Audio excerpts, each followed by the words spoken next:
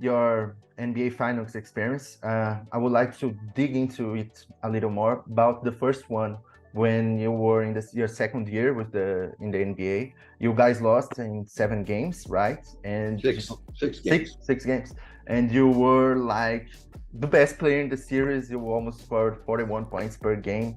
How was that first experience in the NBA Finals when you were so young, and how did you recover from the bad loss you got? The loss you guys had, not bad, but a loss is always it's never nice. Losing sucks. Okay, so let's Yes. get that out of. Yes. Yeah, and so, but the thing is I actually learned a lot. I wish I could have been healthy. I mean, I just try to think of what I might have been able to do in that series if I had been healthy. I had a really, really badly sprained ankle. I don't know if people understand and realize that. I did all of that with an ankle. Now today they wouldn't have let me play. I was getting shot up to numb my ankle, and I played that whole series getting numbed. Okay, I mean, I didn't get to practice. I couldn't practice in between games because my ankle was so sore and so bad. I mean, it was nuts that I played. It's crazy that they even let me play, but I wanted to play. And so I was able to do all of that with an ankle that should never have been played on.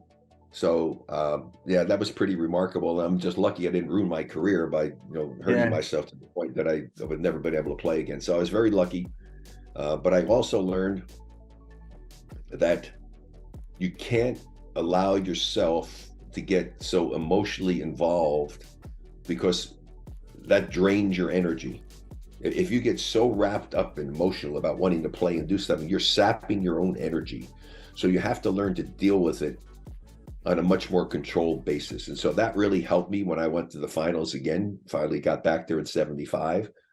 And so I think that experience that I had in that first championship series really benefited me. It was good for your mental, like you learned a lot from the experience of losing. Well, you're supposed to learn every time you put your uniform on, you go out in the court. It should be a learning experience. That's the thing, is that you never know everything. I mean, you should always be trying to improve. I mean, hell, I was the best free throw shooter in the league, and I changed my free throw. I mean, it reminded me what Tiger Woods did, when the greatest golfer in the world, and he changed his swing like 2 or 3 times. Why? To try to get better. So you should always be trying to get better. And I was a better free throw shooter at the end of my career than I was at the beginning, because I worked on it and I changed some technique and all to help myself get better. And I always I was striving to get better every single season. And as you said, you always want to be better. So when you go to your second NBA Finals, you play great again, and you won this time. How was that series? What can you say about the locker room in the Warriors in that finals? What was it like that whole season when you guys won the championship and you won Finals MVP? Well, it was like a fantasy story. I mean, it was crazy. I mean, like I say, it's the biggest upset in the history of the league and in major sports in our country. And we were more like a college team, I think, than a pro team. I mean, everybody pulled for one another. Everybody was cheering for one another. We didn't care. A guy, if he played 2 minutes or 20 minutes, he still was going to play as hard. He was still going to cheer and root.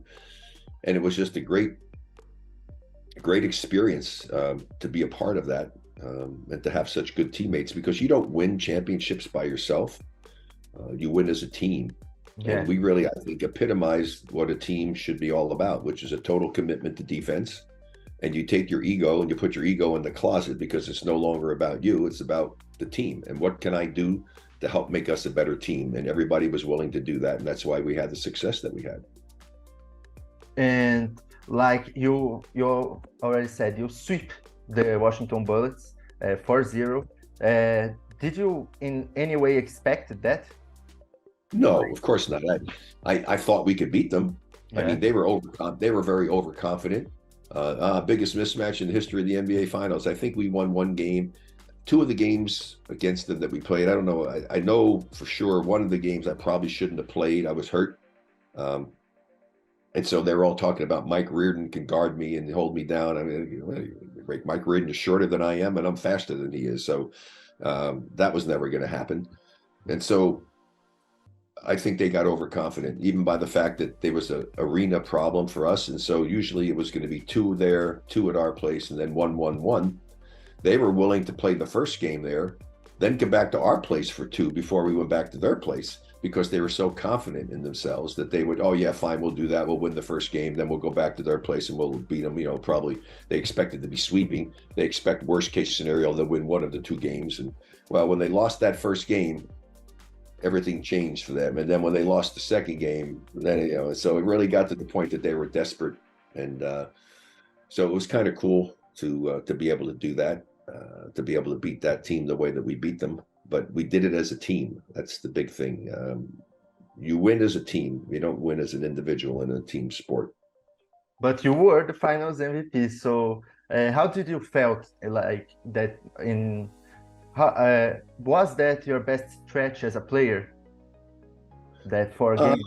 Well, I had a terrific year that year, but I think individually, I mean, it was my second year when we lost in 6 games to Philadelphia. I mean, I was, you know, I was younger and faster and could do a lot of different things. You know, I had hurt my knee, you know, after the first one when I went to the ABA, I got hurt, and, you know, I had a knee that was maybe 70% of what it should have been for the rest of my career. So it could have been very interesting to see what I might have been able to do in my career if I was 100% healthy all the time, but that wasn't the case, and it still worked out pretty well. And yeah, it was, you know, it was everything. It's always great. Life is a series of experiences, and playing basketball, you have an experience every time you put your uniform on. So the whole thing about it, if you're playing sports, is to try to be consistent. You don't want to be a player that gets 21 night and 6 the next night, and then 18, and then 4, and then 30, and then you want to be somebody that really is consistent. And I think that's what I always strive for. I was always pretty darn consistent. In fact, I think my teammate Jeff Mullins always said it best. He said the one thing about Rick, he said that if Rick had a bad game, you could pretty much put your money on the line that he wasn't going to have a second bad game, you know, right after the first one. So, yeah.